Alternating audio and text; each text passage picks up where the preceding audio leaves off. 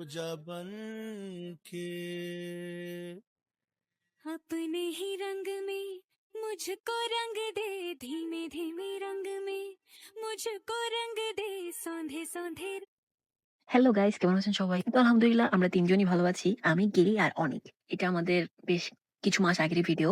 হঠাৎ একদিন ভালো লাগছিল না, তাই অনেককে বললাম চলো আমরা একটু পানাম সিটিতে যাই। আর পানাম সিটিতে গিয়েছি আমি বেশ কয়েক বছর হয়েছে। সে যাই হোক, এখন যেহেতু গেলি আছে, আর গিলিকে কোথাও নিলেও বেশিরভাগ খোলামেলা পরিবেশ বা একটু শান্তশিষ্ট পরিবেশ চাই, যেখানে একটু মানুষ কম থাকে আর কি। গিলি এরকম জায়গায় পছন্দ করে। আমরা পানাম সিটি বেছে নিয়েছি, আর বেশি দেরি হয়ে গিয়েছিল তাই আর সোনাগাতে গেলাম না। পানাম সিটিতে আমরা সময় কাটিয়েছিলাম 1 ঘন্টা। আর এই পানাম সিটি ইট পাথরে ঘেরা ইতিহাসের নীরব শহর। পরিত্যক্ত দেয়ালে আজও লেখা থাকে সময়ের গল্প।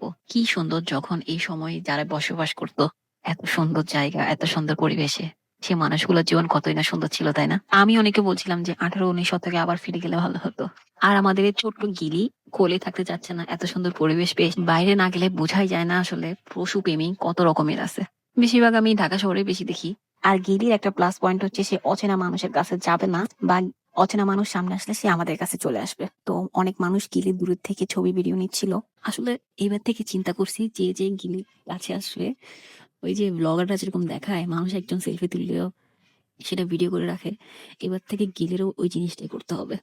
বাইরে গেলে বেশিরভাগ মানুষই গিলিকে ধরে কথা বলতে চায়, সবগুলো এখন থেকে ভিডিও করে দেখাবো আমাদের গিলিও সেলিব্রিটি হয়ে গিয়েছে।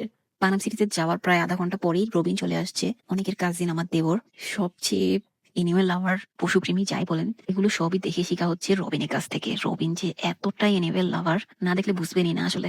অতিরিক্ত পছন্দ করে, প্রচন্ড পরিমাণে ভালোবাসে কুকুর, বিড়াল, পশু পাখি সবাইকেই। আসলে আমার বিয়ের পরেই আমি কুকুর বিড়ালদের প্রতি এত ইমোশনাল ভাবে অ্যাটাচ হয়েছি, যেটা অনেককে দেখি।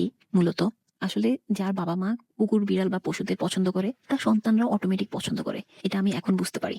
যাই হোক, অনেক বেশি বলে ফেলেছি, এখন একটু ছোট্ট মেলার কথা বলি। মেয়ে মানুষ মানেই মেলা, মেলাতে যাবে, অবশ্যই যাবে। তো পানাম সিটির পিছনে গেটে কিছু দোকান মিলে একটা মেলার মতো বসেছিল, সেখানে আমি গিয়েছিলাম। অনেক কিছু ছিল দেখার মতো, সবই হাতের, বেশিরভাগই বেতের তৈরি। দেখে তো একদম চোখ ঝাঁঝালো অবস্থা, কিন্তু প্রাইস একটু হাই ছিল। মজার ব্যাপার ছিল, সেখানে দোকানদাররা বলছিল কিছু কিনো বা না কিনো, প্লিজ একটু আসো, দেখো আর একটু ভিডিও করো।